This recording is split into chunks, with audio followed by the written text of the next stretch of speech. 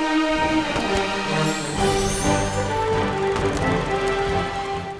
नमस्ते, आदाब। हफ्ते का पहला दिन और एक नए एपिसोड के साथ शुरू हो चुका है द सिनेमा शो। मैं हूं सोनाली। इस शो में हम बात करते हैं फिल्मी दुनिया की, नेशनल और इंटरनेशनल सिनेमा से जुड़ी खबरों से आपको रूबरू करवाते हैं। तो चलिए शुरू करते हैं आज का शो।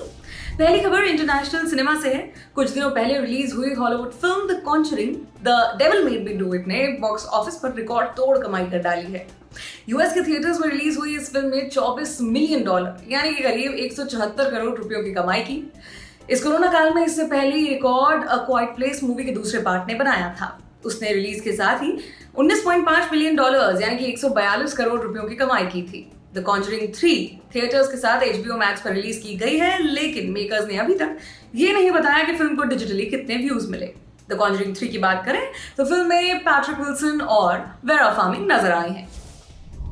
दिग्गज एक्टर दिलीप कुमार को सांस लेने में परेशानी के चलते 6 जून की सुबह मुंबई के हिंदुजा अस्पताल में भर्ती करवाया गया। लेटेस्ट अपडेट के मुताबिक उनकी हालत स्थिर है और 2-3 दिनों के अंदर उन्हें डिस्चार्ज कर दिया जाएगा। बीते दिनों व्हाट्सएप पर दिलीप कुमार के निधन की खबरें भी चलने लगी थी, जिसे पूरी तरह गलत बताया गया है। दिलीप कुमार के ट्विटर हैंडल से ट्वीट किया गया। उसमें लिखा है, व्हाट्सएप फॉरवर्ड पर विश्वास मत कीजिए, दिलीप साहब स्थिर हैं। आपकी दुआओं और प्रार्थनाओं के लिए शुक्रिया। डॉक्टर्स का कहना है कि 2 से 3 दिनों में दिलीप कुमार घर लौट सकेंगे। पिछले साल ही दिलीप कुमार के भाई असलम खान और एहसान खान का कोविड-19 के कारण निधन हो गया था। अगली खबर द फैमिली मैन 2 की, जिसे बैन करने की मांग लगातार हो रही है। नाम तमिलर कांची यानी कि NTK। इन्हीं के नेता और अभिनेता सीमांत ने Amazon प्राइम वीडियो की इंडियन ओरिजिन हेड अपर्णा पुरोहित को लेटर लिखकर सीरीज को बैन करने की मांग की है। समांथा की डेब्यू हिंदी सीरीज पर बैन की मांग को लेकर कई जगह विरोध प्रदर्शन भी हुए हैं। सीरीज पर श्रीलंका की इलम तमिल समुदाय और लिट्टे संगठन को गलत तरीके से पेश करने का आरोप लगा है। उनका आरोप है कि इस सीजन में तमिल नेशनलिस्ट पार्टी को अश्लील तरीके से दिखाने की कोशिश की गई है। इस लेटर में लिखा गया कि अगर Amazon प्राइम वीडियो ने इस पर बैन नहीं लगाया तो दुनिया भर के तमिल समुदाय के लोग मिलकर इसके खिलाफ कैंपेन चलाएंगे। अब बात वेब सीरीज कैंप 1992 की, जिसने एक और रिकॉर्ड अपने नाम कर लिया है। दरअसल IMDb पर इसे मोस्ट पॉपुलर वेब सीरीज और television series of all time की लिस्ट में पहला नंबर मिला है। इस लिस्ट में दुनिया भर के 163 शोज के नाम हैं, जिसमें स्कैम 1992 इकलौता इंडियन शो है। हर्षद मेहता का रोल निभाने वाले प्रतीक गांधी ने कहा, हम जानते थे कि हम इसे ईमानदारी से बना रहे हैं, लेकिन हमें ये अनुमान नहीं था कि ये इतना सक्सेसफुल होगा। हर्षद मेहता के रोल को एक्सेप्ट करने के पीछे सबसे बड़ा कारण डायरेक्टर हंसल मेहता थे। शो की बात करें तो इसमें प्रतीक के अलावा श्रेया धनवंतरी, अंजलि बारोट, चिराग बोहरा और निखिल द्विवेदी भी नजर आए थे। मलयालम फिल्म थिरके के एक्टर गोपी कृष्णन का नाम इंडियन बुक ऑफ रिकॉर्ड्स में दर्ज किया गया है, क्योंकि वो पहले ऐसे एक्टर हैं जिन्होंने डाउन सिंड्रोम के बाद एक कमर्शियल फिल्म में लीड रोल प्ले किया है। OTT प्लेटफॉर्म नी स्ट्रीम पर रिलीज होने वाली इस मूवी में गोपी कृष्णन ने सेबी उर्फ इस्मू का कैरेक्टर प्ले किया। जॉर्ज कोरा और सैम जेवियर के डायरेक्शन में बनी इस फिल्म की कहानी 2 भाइयों की है, जिनमें से एक को डाउन सिंड्रोम की बीमारी रहती है। अब बात नेटफ्लिक्स की सीरीज जामतारा की, जिसका दूसरा पार्ट भी बनने जा रहा है। सीरीज में बिस्वा पाठक का किरदार निभाने वाले एक्टर दिव्येंदु भट्टाचार्य ने इस बात को कंफर्म किया है। मिड डे को दिए एक इंटरव्यू में उन्होंने अपने ग्रे किरदार के बारे में बात की। साथ ही ये भी कहा कि उन्होंने अभी तक जामतारा के दूसरे सीजन की स्क्रिप्ट पूरी नहीं पढ़ी है। उन्होंने कहा कि एक बार फिर से स्क्रीन पर इंस्पेक्टर बिस्वा का किरदार निभाने के लिए वो तैयार है। इसी साल अप्रैल महीने में दूसरे सीजन की शूटिंग शुरू हो जानी थी, मगर कोरोना की सेकेंड वेव और लॉकडाउन की वजह से ऐसा नहीं हो पाया था। अगली खबर बॉलीवुड के फेमस डायरेक्टर और प्रोड्यूसर पहलाज निहलानी 28 दिनों बाद अस्पताल से डिस्चार्ज हुए हैं।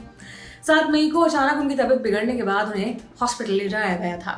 पहलाज ने बताया कि मुंबई की एक रेस्टोरेंट का खाना खाने के बाद उनकी हालत गंभीर हो गई थी। पहलाज ने स्पॉट बॉय को दिए एक इंटरव्यू में बताया कि वो 1 महीने पहले घर पर अकेले थे। उनकी वाइफ भी कहीं गई हुई थी। उन्होंने कहा कि उनके घर पर फिल्म यूनिट से जुड़े कुछ लोग भी आए हुए थे, जिनके लिए खाना बाहर से मंगवाया उन्होंने। इसी को खाने के बाद उन्हें बेचैनी और उल्टी होने लगी। पहलाज ने बताया कि रात 3 बजे उन्हें खून की उल्टियां भी हुई, जिसके बाद उन्हें अस्पताल ले जाया गया था। पहलाज अब उस रेस्टोरेंट के ऊपर लीगल एक्शन लेने की तैयारी भी कर रहे हैं, जहां से उन्होंने सभी के लिए ये खाना ऑर्डर किया था। पहलाज की फिल्मों की बात करें तो शोला और शबनम, हथकड़ी और तलाश जैसी फिल्मों के वो डायरेक्टर और प्रोड्यूसर भी रह चुके हैं। अब खबर कंगना रनौत की, जिनका ट्विटर अकाउंट सस्पेंड होने के बाद भी ना वो बाज नहीं आ रही हैं। इस बार उन्होंने विक्रांत मसीह पर टिप्पणी की।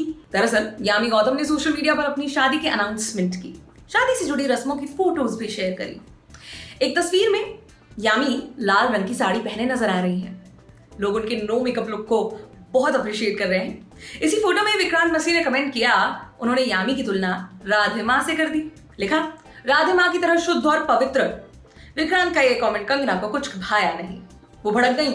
उन्होंने रिप्लाई करते हुए लिखा, कहां से निकला ये कॉकरोच, लाओ मेरी चप्पल। अब कंगना ने फिर रिप्लाई करते हुए लिखा, हिमाचली दुल्हन सबसे खूबसूरत, देवी की तरह पवित्र। कंगना के कॉकरोच वाले कमेंट पर लोगों के रिएक्शंस अब आ रहे हैं बढ़ चढ़ के। कमेंट सेक्शन भी दो पालों में बढ़ चुका है। एक वो जो विक्रांत का सपोर्ट कर रहे हैं, साथ ही कह रहे हैं कि विक्रांत सिर्फ मजाक कर रहे थे। वहीं वो लोग भी हैं जो कंगना के कमेंट को सही ठहरा रहे हैं। वैसे विक्रांत ने कंगना के कमेंट का कोई भी जवाब अभी तक तो नहीं दिया है। यामी की इस फोटो पर आयुष्मान खुराना और पामला ने भी कमेंट किया है। TV actor Paul V Puri को पॉक्सो एक्ट के तहत गिरफ्तार किया गया है।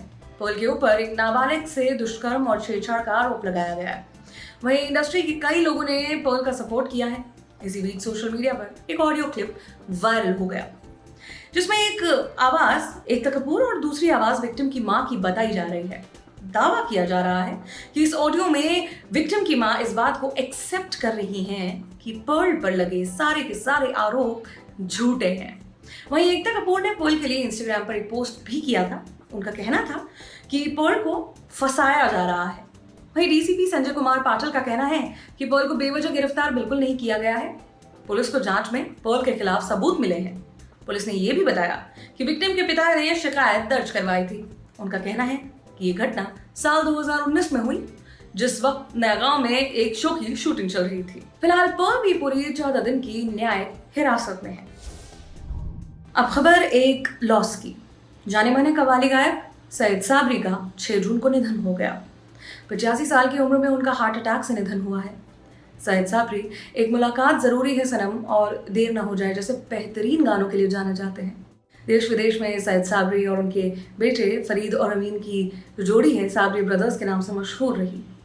सईद साबरी ने लता मंगेशकर के साथ फिल्म हिना में गाना गाया था। सीनियर एक्टर तरला जोशी का निधन भी 6 जून को हार्ट अटैक की वजह से हुआ। टीवी शो एक हजारों में मेरी बहना है में वो बड़ी बीजी का किरदार निभाती थी। उनके निधन के बाद कई टीवी एक्टर्स ने, कई सितारों ने उनके साथ अपनी तस्वीरें शेयर की और उन्हें याद किया।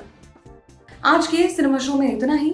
अब मुलाकात होगी आपसे कल नई खबरों और नए एपिसोड के साथ। अगर आपको कुछ कहना है हमसे इस सिनेमा शो को लेकर, ये शो आपको कैसा लगा, या आप भी सिनेमा शो के लिए कोई जानकारी साझा करना चाहते हैं, हमें बताना चाहते हैं, तो आप कमेंट सेक्शन में हमें अपनी राय बता सकते हैं। तब तक के लिए आप जुड़े रहिए, देखते रहिए लीला लॉलीपॉप। शुक्रिया।